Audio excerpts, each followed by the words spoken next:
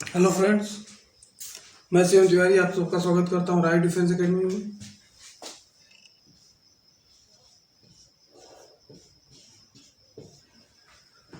और एसएसबी के इस फ्री बैच में आप सबका स्वागत है। जैसा कि पिछले सेशन में हम लोगों ने काफ़ी कुछ डिस्कस कर लिया था, आज हम डिस्कस करने वाले हैं पर्सनल इंटरव्यू के बारे में। आज हम इसी पे डिस्कस करेंगे और आज हम टोटल पूरा पर्सनल इंटरव्यू खत्म करेंगे। इसमें क्या करना होता है, क्या नहीं करना है, कैसे हम इसकी प्रिपरेशन करते हैं, वहाँ पे हमें अपने आप को कैसे एक्सप्रेस करना है, हमारा सिटिंग पोजीशन कैसा होगा, आज हम सब कुछ इस पे डिस्कस करेंगे। ओके, तो सबसे पहले हम डिस्कस करेंगे कि पर्सनल इंटरव्यू शॉर्ट फॉर्म में केवल इंटरव्यू भी लिख सकते हैं। ठीक है, इसकी प्रिपरेशन के लिए क्या क्या करें, इसकी प्रिपरेशन के लिए हमें क्या क्या करना होगा, सबसे पहला हमारा क्वेश्चन ये है। ठीक है, तो हम बात करते हैं इसकी प्रिपरेशन के लिए। सबसे पहला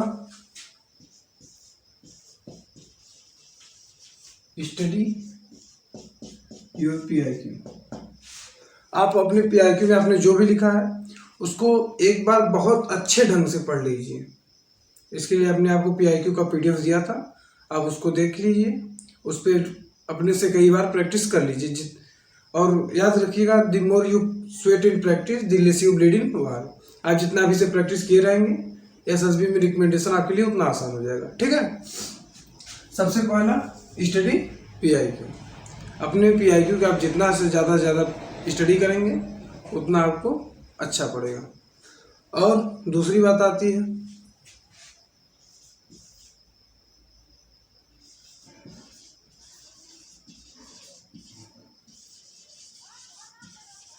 प्रिपेयर करंट अफेयर्स। ये लगभग 30% इम्पॉर्टेंट होता है आपके इंटरव्यू में। आपके इंटरव्यू में 30% क्वेश्चन यहीं से आते हैं। उसके बाद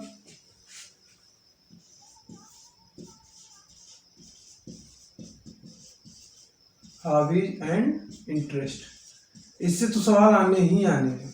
आप चाहे जिस भी SSB के लिए जाएं, चाहे वो NDA की हो, TS की हो, CDS की हो, या किसी भी SSB में आप जाएं, इससे सवाल आने ही आने हैं। इसलिए आपको इसका आंसर आपको घर से ही तैयार करके जाना है। और इस पर क्या क्या क्वेश्चन बन सकते हैं वो हम आपको भी कुछ देर में बताएंगे।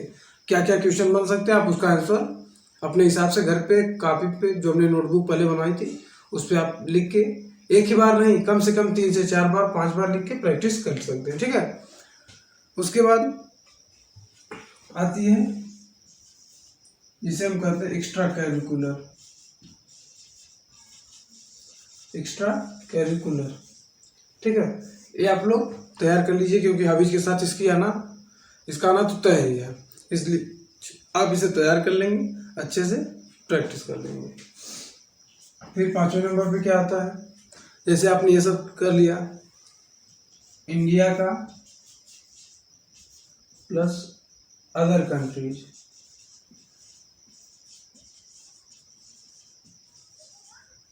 रिलेशन। इंडिया का और दूसरी कंट्रीज के साथ कैसा रिलेशन है ये आपको देख लेना है। इसके बाद आता है 6th एंड लास्ट कर सकते हैं एजुकेशनल अचीवमेंट्स। एजुकेशन में आपने क्या क्या अचीव किया है, जैसे कभी आपकी कॉलेज में फर्स्ट रैंक हो सकती है, किसी जिले में फर्स्ट रैंक होगा, स्टेट में फर्स्ट रैंक, या आपने कहीं कोई GK प्रतियोगिता हुई है, कुछ हुआ है, उसमें आप आए हैं, रैंकर हुए हैं, तो आप इसमें लिख सकते हैं अपनी PIQ में और इसे अच्छे से तैयार कर लेंगे इंटरव्यू के लिए। ठीक है, ये सब आप देख लेंगे। ना समझ में आया हो तो वीडियो को फिर से बैक करके प्ले कर लेंगे, वो आपके पास ऑप्शन अवेलेबल है, आप जब चाहे तभी से देख सकते हैं। अब बात आती है दूसरी कि प्रिपरेशन तो हम कर लेंगे, लेकिन वहाँ पे सबसे इम्पोर्टेंट है वो हमें जो बोल रहे हैं हम वो तो सुनेंगे ही, और हम जैसे बैठे हैं वो भी वो देखेंगे। इसलिए हमारा सिटिंग पोस्चर क्या होगा,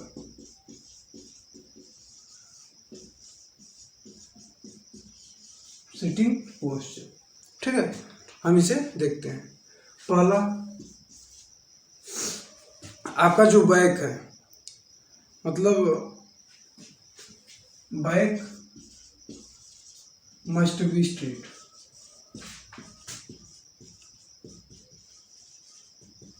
बैक मस्ट बी स्ट्रेट मतलब पीठ हमेशा सीधी होनी चाहिए। आप आगे की तरफ झुके या पीछे की तरफ झुके नहीं होनी चाहिए।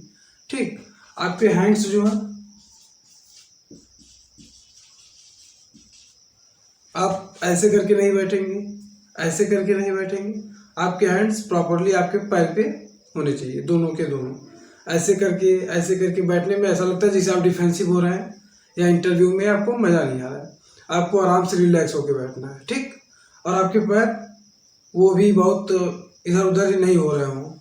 जैसे पैर आप ऐसे क्रॉस करके नहीं बैठेंगे, पैर नॉर्मली स्ट्रेट हो। ठीक है,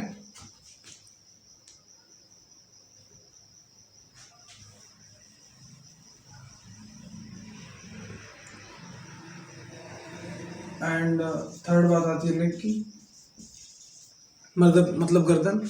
आप ऐसे आगे की तरफ झुक के नहीं या पीछे की तरफ ऐसे लेट के नहीं बात करेंगे उससे। आपके पीठ के साथ आपका नेक भी सेम होना चाहिए, सेम लाइन में, ताकि उसे भी लगे कि नहीं डिसिप्लिन बन रहा है। ठीक, इसी के साथ ये रहा सिटिंग पोस्चर। अब हम आगे चलते हैं डूज एंड डोंट्स के बारे में। इसे इरेज कर एक बार, क्या करना चाहिए और क्या नहीं करना चाहिए।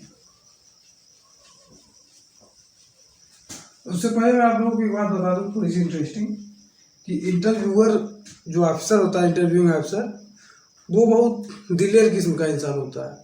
वो दिल खोल के नंबर दे सकता है, बट आप उससे नंबर ले पाएंगे कि नहीं ये आपके ऊपर डिपेंड करता है। हम आते हैं डूज एंड डोंट्स पे, कि सबसे पहले आपको एंट्री कैसे करनी है।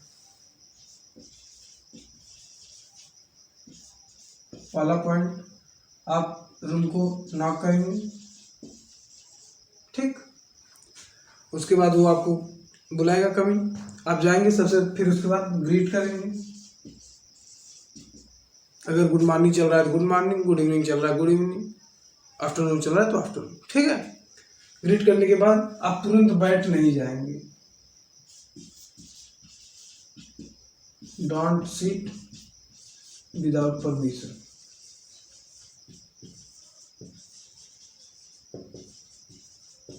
कई बार क्या होता है, वो कैंडिडेट्स को चेक करने के लिए बैठने को नहीं बोलते, वो अलाउ नहीं करते कि आप बैठिए।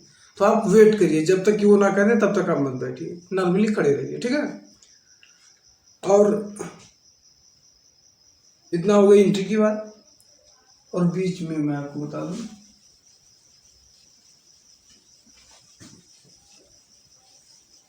ये कुछ ऐसे तरीके रहेंगे जो आपके इंटरव्यू में आपके मार्क बढ़ा देंगे। ठीक है, और बात करने के दौरान वो आपसे बहुत फ्रेंडली होने की कोशिश करेंगे। ठीक है, वो आपसे बहुत फ्रेंड होने की कोशिश करेंगे, आप उससे घुल मिल जाइए, लेकिन ये याद रखिए कि वो ऑफिसर है, ये आप मत भूलिएगा कभी, क्योंकि वो आपका दोस्त नहीं है। वो आपको दोस्त बना के आपके सारी रात जानने की कोशिश करेंगे, जो भी इंटरव्यू में अफसर होंगे, लेकिन आपको ये ध्यान रखना है कि वो ऑफिसर है, उनसे उसी तरह बिहेव करिए जैसे एक आम आदमी करेगा। ठीक है, अब आते हैं हम थोड़ा सा क्वेश्चन पे। क्वेश्चन हमारे कैसे होंगे और क्या क्या बेसिस पे क्वेश्चन हो सकते हैं। इससे सबसे पहला होता है इंटरव्यू का पार्ट, इंट्रोडक्टरी पोर्शन।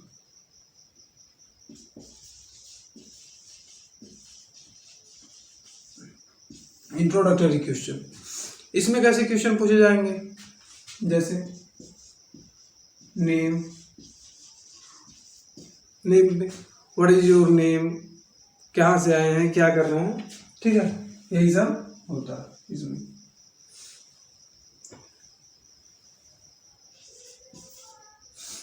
आपका जो आपकी जर्नी कैसी थी,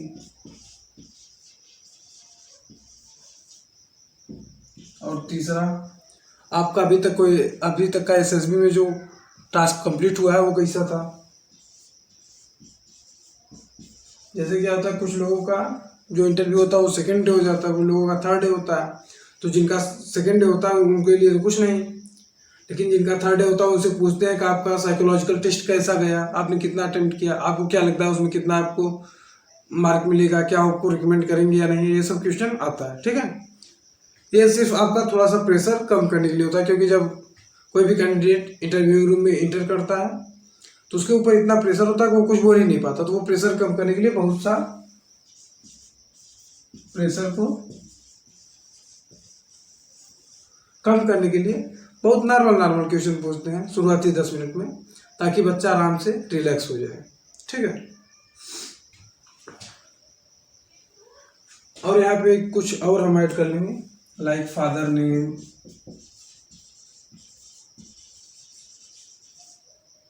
फादर की जॉब, ऐसे नॉर्मल क्वेश्चन। और अगर आप टीईएस के एसएसबी के लिए जा रहे हैं तो आपसे थोड़े से सब्जेक्टिव क्वेश्चन भी पूछे जाएंगे। Subjective in the sense like physics, chemistry, maths के कुछ कॉन्सेप्चुअल क्वेश्चन भी पूछे जाएंगे। लेकिन अगर आप एनडीए के एसएसबी के लिए जा रहे हैं तो ऐसा कुछ नहीं होगा। ठीक है,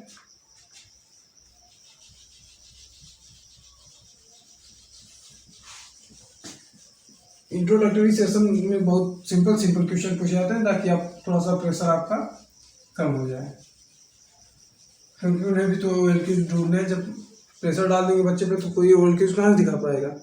इसके बाद आता है एजुकेशन रेट से रिलेटेड।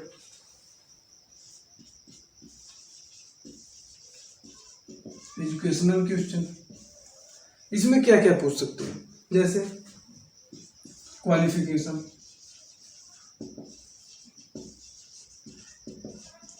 आप कहाँ तक पढ़े हैं, किस किस कॉलेज से पढ़े हैं, कब कौन सा कॉलेज आपने लीव किया, किस रीजन से लीव किया, ये सब क्वेश्चन इसमें आएगा। दूसरा, सपोज दैट आपके 10th में 90% है, सपोज दैट 10th में आपने अचीव किया 90%, ठीक, और 12th में आप क्या गए 60%, मतलब कुछ आगे पीछे हो सकता है, ऊपर नीचे, तो ऐसा बहुत लोगों के साथ होगा। तो उनसे एक क्वेश्चन ये पक्का बनेगा कि आपके 10th में इतने ज़्यादा नंबर और 12th में इतने कम नंबर क्यों है।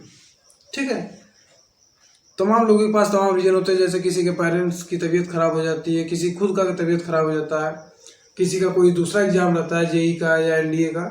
तो आप ऐसा जो भी जिनका भी ऐसा सिचुएशन में हो वो इसके लिए एक आंसर ढूंढ के जाएंगे। ठीक है, ये हो गया दूसरा रीजन, इसे कहते हैं परसेंटेज डिफरेंस। परसेंटेज में बहुत डिफरेंस नहीं होना चाहिए, अगर है तो आपके पास उसका एक वैलिड रीजन हो, और वैलिड रीजन आप उसे समझा पाए इंटरव्यूइंग ऑफिसर को। होना ही जरूरी नहीं है, आपका उसे समझाना भी उतना ही जरूरी है। ठीक है, इसके बाद आता है तीसरा और सबसे अच्छा क्वेश्चन जो होता है उनका फेवरेट क्वेश्चन,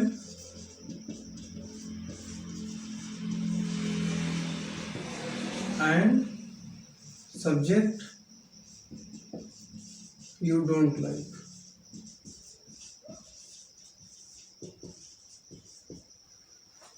आपसे वो पूछते हैं कि आपका सबसे फेवरेट क्यों सब्जेक्ट कौन सा है, और आपका कौन सा सब्जेक्ट आपको बिल्कुल अच्छा नहीं लगता। ठीक है, ऐसे क्वेश्चन में वो बचा भी सकते हैं, क्योंकि ये थोड़े से क्वेश्चन जो होते हैं आपके माइंड सेट को चेक करते हैं, आप किसी के प्रति कैसा सोच सकते हैं। ठीक है, इसी के साथ एक और इंटरेस्टिंग क्वेश्चन आता है favourite teacher,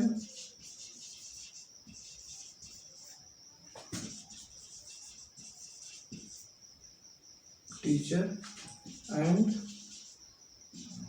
the teacher you hate. आपका ऐसा कौन सा टीचर है जो आपको बहुत फेवरेट है, और ऐसा कौन सा टीचर जिससे आप बिल्कुल आपको कोई लगाव नहीं है। इसमें क्या होता है, बच्चे फंस जाते हैं। फेवरेट टीचर सब बता ले जाते हैं ये मेरे फेवरेट टीचर हैं, और ये मेरे ऐसे टीचर जिनको मैं कोई लाइक नहीं करता या जिनको मैं तनिक भी पसंद नहीं करता। लेकिन यहाँ पे प्रॉब्लम ये होती है कि जब वो पूछते हैं कि वाई, वो टीचर आपका फेवरेट क्यों है, और वो फला फला टीचर को आप सबसे ज़्यादा हेट क्यों करते हैं। यहाँ पे सबसे बड़ी प्रॉब्लम बच्चों के साथ ये हो जाती है कि वो कभी भी टीचर के लिए हेट शब्द नहीं यूज करना चाहिए।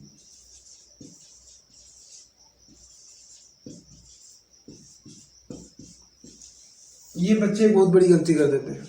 टीचर के लिए हेट शब्द बना ही नहीं है, क्योंकि वो तो आपके लिए ही मेहनत कर रहा है, इसलिए टीचर को हेट ना करिए आप ऐसा कर लीजिए कि टीचर के साथ, जैसे मान लीजिए कोई मिस्टर एक्स है,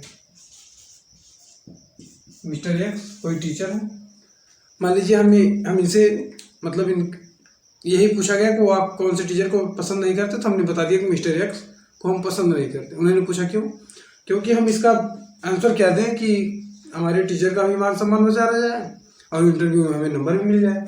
इसके लिए हम करते हैं कि मान लीजिए जैसे मिस्टर एक्स कोई ऐसा सब्जेक्ट पढ़ाते हैं जो हमें अच्छा नहीं लगता, जैसे आप साइंस बैकग्राउंड के बच्चे हैं तो आप कह लीजिए history polity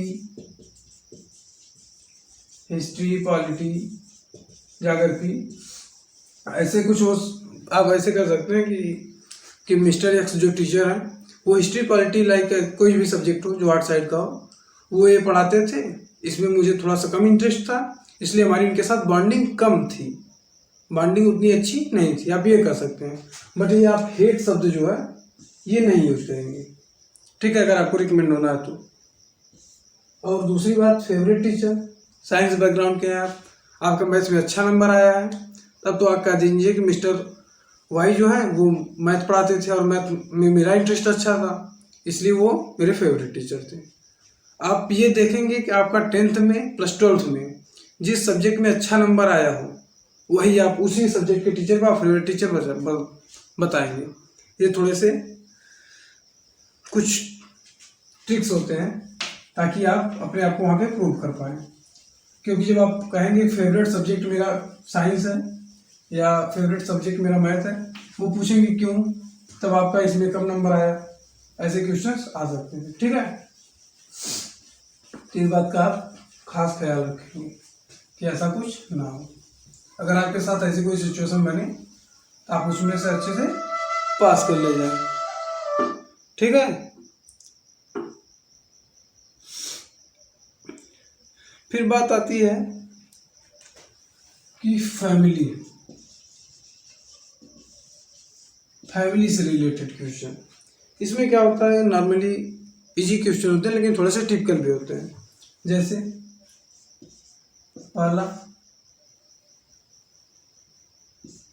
bonding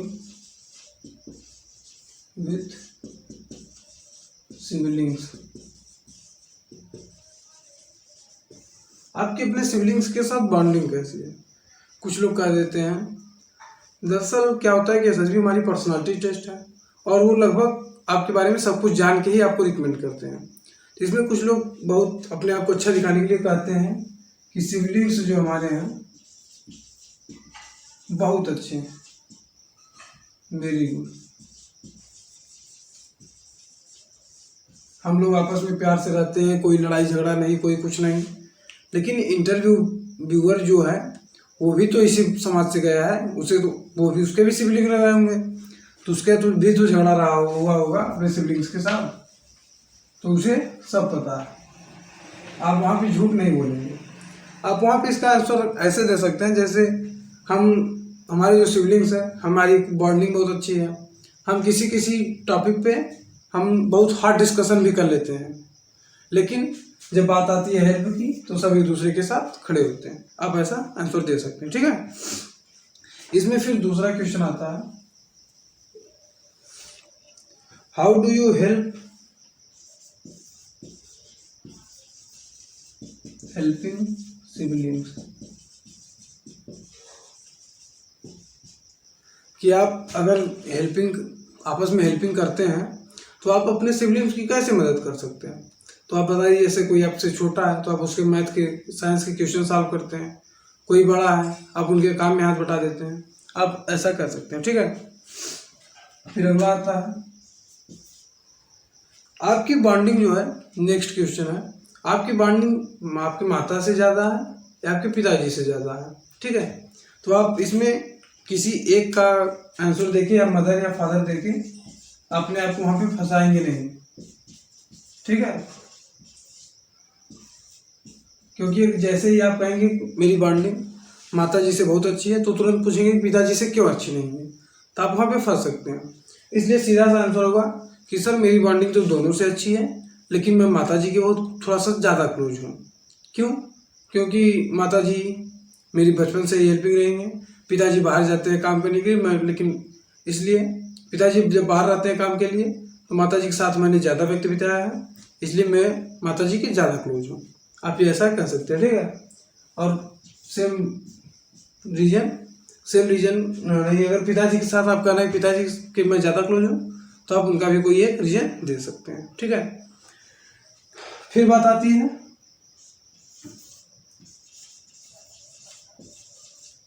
how do you help people, help your family member कर लीजिए, family member when you are at home, when you are at home, ठीक है। आप अपने फैमिली मेंबर की, स्पेशली इसमें क्वेश्चन आते हैं मदर की, फादर की, सिस्टर की और ब्रदर की, इन सब की कैसे आप हेल्प करते हैं। फिर ऐसे ही क्वेश्चन आएंगे, 2-4 ठो इधर उधर हो जाएंगे, आप इसका प्रैक्टिस कर लेंगे, ठीक है। ये जो मैं आपको क्वेश्चन बता रहा हूँ, आप इसकी प्रैक्टिस जरूर कर लीजिएगा, और एक ही बार नहीं, 4 बार 5 बार, जितनी बार आप कर सकें उतनी बार आप इसकी आंसर राइटिंग की प्रैक्टिस कर लेंगे, ठीक है। थोड़ा सा ये वाला वीडियो, आज का वीडियो थोड़ा सा लंबा हो जाएगा रोज की अपेक्षा, लेकिन कोई नहीं, आज इसी वीडियो में हम पूरा का पूरा इंटरव्यू कवर कर लेंगे, ठीक है। और हाँ, एक और बात, आप लोग सेशन को शेयर नहीं करते अपने दोस्तों के साथ, यार दोस्तों को भी बताया करिए, और वीडियो को लाइक कर दिया करिए।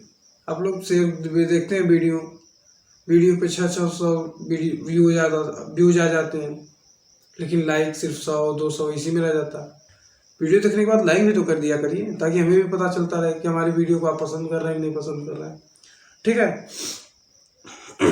फिर बात आती है फ्रेंड्स की, तो पहला क्वेश्चन, हाउ मेनी, आपके पास कितने दोस्त हैं, सबसे पहला क्वेश्चन यही आएगा। आप इसमें एक अच्छा खासा, मैं तो कहूँगा मोर देन आप 3 ही बताइएगा, ठीक है। इससे पता चलता है कि बंदा है ये सोशलिस्ट है, इसकी समाज में काफ़ी अच्छी जान पहचान है, समाज से जुड़ा हुआ है, ठीक है। उसके बाद दूसरा, इनमें बेस्ट कौन सा है आपका, बेस्ट फ्रेंड, बेस्ट फ्रेंड होगी हु एंड वाई, ठीक है। जितने भी आपके दोस्त हैं उसमें सबसे आपका अच्छा दोस्त कौन सा है, और वो अच्छा दोस्त क्यों है, इसका भी आप रीजन तैयार करके जाएंगे।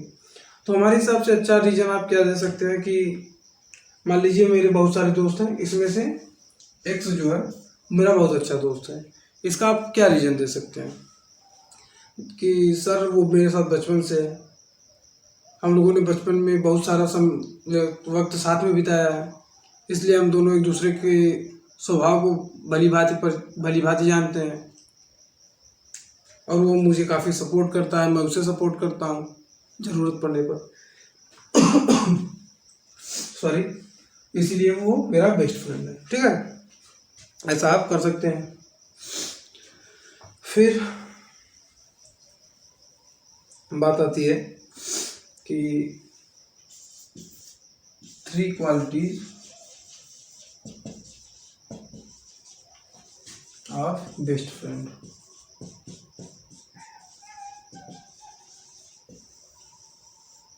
गुड क्वालिटी लिख लीजिए, क्वालिटीज क्या करेंगे। फिर वो आपसे पूछेंगे कि अपने बेस्ट फ्रेंड की 3 गुड क्वालिटीज हमें बता दीजिए, तो 3 सबसे अच्छी आप बता देंगे, हार्ड वर्किंग है, ये है वो है, आप बता सकते हैं। फिर नेक्स्ट क्वेश्चन तुरंत ही वो पूछेंगे, 3 बैड क्वालिटीज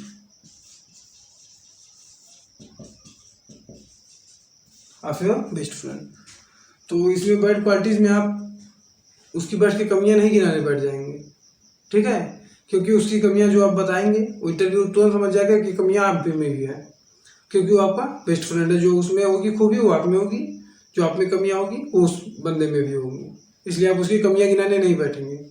आप सीधे से करेंगे कि सर उस वो हेल्दी नहीं है, फिट नहीं है, अब ऐसा नॉर्मल ऐसा कुछ बोलेंगे ताकि इंटरव्यूअर खुश भी हो जाए, आप उसको आंसर भी मिल जाए और आपके दोस्त की बुराई भी ना हो, ठीक है।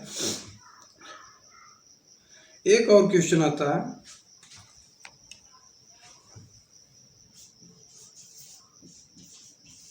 How do you help your friends. आप अपने दोस्त की कैसे मदद करते हैं, इसके लिए आप 2-3 एग्जाम्पल रेडी करके जाएंगे घर से, ठीक है।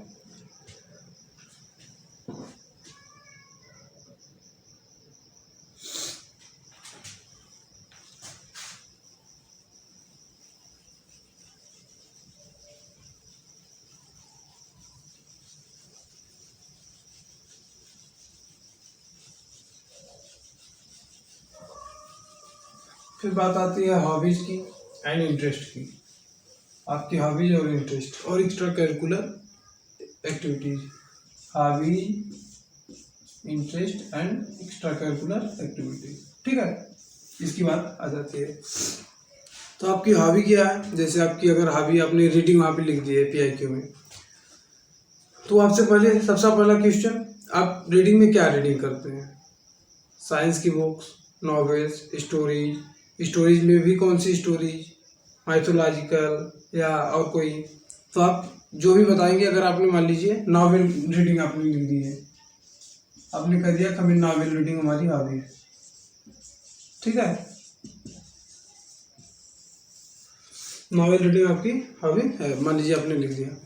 तो आपको सबसे पहले कम से कम 5 नॉवेल्स के नाम याद होने चाहिए, और उन नॉवेल्स की बेसिक स्टोरी आप समरी में उस इंटरव्यूअर की बताने की हैसियत रखें, तभी आप नॉवेल रीडिंग लिखें, ठीक है। फिर बात आती है कि ये जो हॉबी आपकी है ये सिर्फ रोज की चलती है या वीकेंड्स पे कुछ और भी आप करते हैं। कुछ लोग क्या करते हैं, वीकेंड्स के लिए गार्डनिंग लेते हैं, अच्छी भी हॉबी है, तो वीकेंड्स के लिए आप एक अलग बचा के रखेंगे। फिर इंटरेस्ट की, तो कहने का पूरा मतलब यही है कि अगर आप हॉबी जो लिख रहे हैं उसके बारे में अच्छे से सोच समझ के तभी लिखें कि आप उसके क्रॉस क्वेश्चन उस पर दे पाएंगे कि नहीं दे पाएंगे, ठीक है। इलाहाबाद बोर्ड में एक बार क्या हुआ था, एक बंदा था मेरे साथ ही, उसने अपनी हॉबीज में लिखा कि वो रनिंग करता है, डेली रनिंग करता है। फिर वहाँ के इंटरव्यूअर ऐसे थे, वो उसने ऐसा क्रॉस क्वेश्चन करते रहे कि वो बंदा अंत में जाके वो मान लिया कि नहीं वो रनिंग नहीं करता, वो झूठ बोल रहा था, ठीक है। इसलिए आज हॉबीज, इंटरेस्ट और एक्स्ट्रा करिकुलर आप लोग बहुत ही सोच समझ के लिखेंगे, ठीक है, क्योंकि वहाँ पे इंटरव्यूअर जो बैठा है उसका यही काम है आपका झूठ पकड़ना, वो तुरंत पकड़ लेते हैं, उनको तनिक भी टाइम नहीं लगता, इसलिए सही लिखेंगे और सोच समझ के लिखेंगे। फिर बात आती है इंटरेस्ट की, आपका इंटरेस्ट किस में है। कुछ लोग साइकिलिंग लिख देते हैं, स्विमिंग लिख देते हैं, अच्छा है, आप कुछ ना कुछ करते रहिए। फिर एक्स्ट्रा करिकुलर, फिर बहुत से बच्चों को डाउट होता है एक्स्ट्रा करिकुलर में आता क्या है, हम क्या क्या लिखें कि एक्स्ट्रा करिकुलर में हो। तो एक्स्ट्रा करिकुलर की बात करते हैं। सबसे पहले आपने कोई जीके कंपटीशन जीता हो, नॉर्मली होता है, हर एक क्षेत्र में वही हो जाता है, का अक्सर कॉलेज लेवल में भी हो जाता है, कॉलेज लेवल में, डिस्ट्रिक्ट लेवल में, ब्लॉक लेवल में, स्टेट लेवल में, नेशनल लेवल में, आपने कहीं भी जीता हो, नो मैटर, किस लेवल पे जीता उससे मैटर नहीं करता, बस आपने जीता है ये बहुत मैटर करता है। फिर क्या होता है कि कुछ लोग कॉलेज में जैसे एनुअल फंक्शन होता है तो उसमें पार्टिसिपेट करते हैं,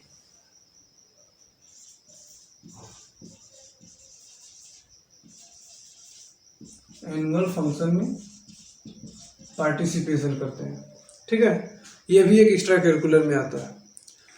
और अगर आप लोग गेम खेलते हैं तो बहुत अच्छी बात है, और नहीं खेलते हैं तो कम से कम रनिंग तो कीजिए।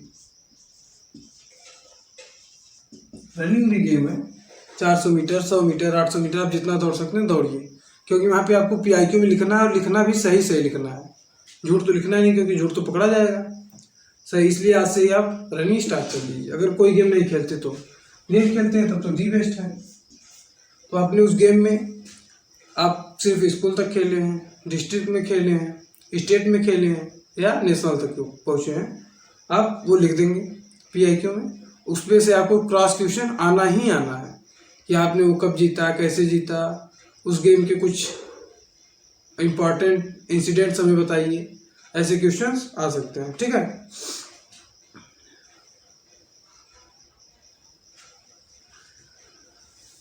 ये तो हुई हमारी सारी टॉपिक्स क्लियर हो गई जिसपे क्वेश्चंस आ सकते हैं। एक और इम्पॉर्टेंट क्वेश्चन जो हमसे छूट रहा है वो ये है कि पेरेंट्स की, हालांकि हमें इसे फैमिली वाले सेक्शन में क्लियर कर देना चाहिए था, लेकिन हम यहाँ पे बता दे रहे हैं क्योंकि ये थोड़ा सा इम्पॉर्टेंट है। स्टार इसमें बना लीजिए, ट्रिपल स्टार क्वेश्चन, मतलब बहुत इंपॉर्टेंट है, इसलिए हमने वहाँ पे सेक्शन में नहीं बताया इसे, ताकि ये अलग रहे, इस पे आपका ज़्यादा से ज़्यादा फोकस हो। पेरेंट्स की 3 बैड क्वालिटी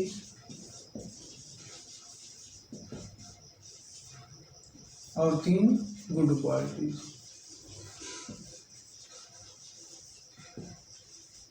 पेरेंट मतलब फादर एंड मदर दोनों की, फादर की 3 bad qualities and 3 good qualities, फिर मदर की 3 bad quality and 3 good qualities. ये आप लोग बुक पे लिखेंगे कम से कम। और बैड क्वालिटीज में आप क्या लिखेंगे ये देख लीजिएगा, क्योंकि बैड क्वालिटीज ज़्यादा इंपॉर्टेंट करती है इन रेदर देन गुड क्वालिटीज, ठीक है। आपको बैड क्वालिटीज ऐसी लिखनी है कि पिताजी का जो है अपमान भी ना हो, पेरेंट्स का अपमान ना हो, और आपका आंसर भी पूरा हो जाए। लाइक दैट, जैसे आपको मदर की बैड क्वालिटी लिखनी है तो आप उसमें लिख सकते हैं कि अपनी हेल्थ का ख्याल नहीं करती हैं, सारा दिन फैमिली में ही पड़ी रहती हैं, फैमिली के चक्कर में पिताजी को खाना देना, खाना बनाना, घर के काम करना, अपने हेल्थ पे ध्यान नहीं देती हैं। इसी चक्कर में उनकी हेल्थ थोड़ी सी वीक रहती है, फिजिकली वीक हैं, आप ऐसा कुछ कर सकते हैं, ठीक है। लेकिन ये ध्यान रखेंगे कि उनका जो है रिस्पेक्ट में आँच ना आने पाए। ये हुई, इस तरह से हमारा इंटरव्यू का पोर्शन जो है खत्म हो जाता है। हमने ये इंटरव्यू का सारा देख लिया, कहाँ से क्वेश्चन आएंगे, कैसे कैसे क्वेश्चन आएंगे। अब आप लोगों को क्या करना है कि ऐसे क्वेश्चंस को लिख के प्रैक्टिस करना है। एक बार नहीं, 3 से 4 बार प्रैक्टिस करिए जब तक ना हो जाए। याद रखिएगा, the more you sweat in practice the less you bleed in war. और इसके साथ ही एक, अगर आप NDA की SSB देने जा रहे हैं तो 1-2 बहुत नॉर्मल से क्वेश्चन है जो अक्सर पूछे जाते हैं, बच्चे इसमें फंस जाते हैं। पहला, डू यू ड्रिंक, क्या आप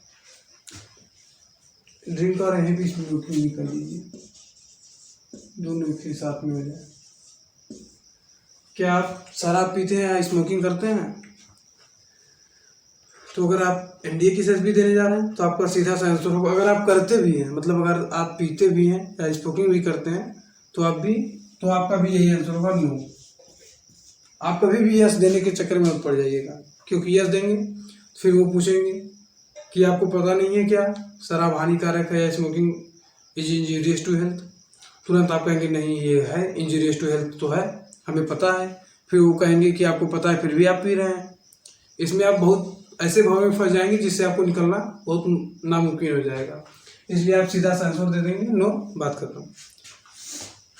दूसरी आती है बात, डू यू हैव बॉयफ्रेंड। और इस बार तो अब से NDA में गर्ल्स भी अलाउड है। Sorry, do you have girlfriend. पहले यही क्वेश्चन होता था, लेकिन अब तो गर्ल्स भी अलाउड है। इसलिए यहाँ पे स्लैश में बॉयफ्रेंड भी लिख दें। ये क्वेश्चन आपसे पूछा ही जाएगा, ठीक है। आप लोग इसका आंसर प्रिपेयर करके जाएंगे और नॉर्मली इसका आंसर आप यस नहीं देंगे। नॉर्मली आप इसका आंसर क्या नहीं देंगे, यस नहीं देंगे, ठीक है। अगर आपके पास है भी, अगर आपके पास गर्लफ्रेंड है तो भी आप नो ही कहेंगे 90% केस में। जब तक कि आपके पास कोई अच्छी सी स्टोरी नहीं है, 90% केस में आप क्या करेंगे, नो ही बोलेंगे। यस तो बोलेंगे ही नहीं, यस तभी बोलेंगे जब आपके पास थोड़ी सी इंटरेस्टिंग स्टोरी हो, जिससे आपको ये विश्वास हो कि आपका इंटरव्यूअर उसे सुन के थोड़ा सा इंटरटेन होगा और उसे इंटरव्यू में मज़ा आएगा। तभी आप 10% केस में यस भी बोल सकते हैं, ठीक है। लेकिन ये सिर्फ 10% केस में होगा, क्योंकि सबके पास ऐसी इंटरेस्टिंग स्टोरी तो होगी नहीं, ठीक है। तो ये हमारा पूरा सेशन रहा आज का इंटरव्यू के लिए। इंटरव्यू में आपको कैसे क्वेश्चन आएंगे, आपको प्रिपरेशन कैसी करनी है, हमने आपको ये भी बता दिया आपको वहाँ पे बैठना कैसे है, बोलना कैसे, अंदर कैसे एंट्री करना है।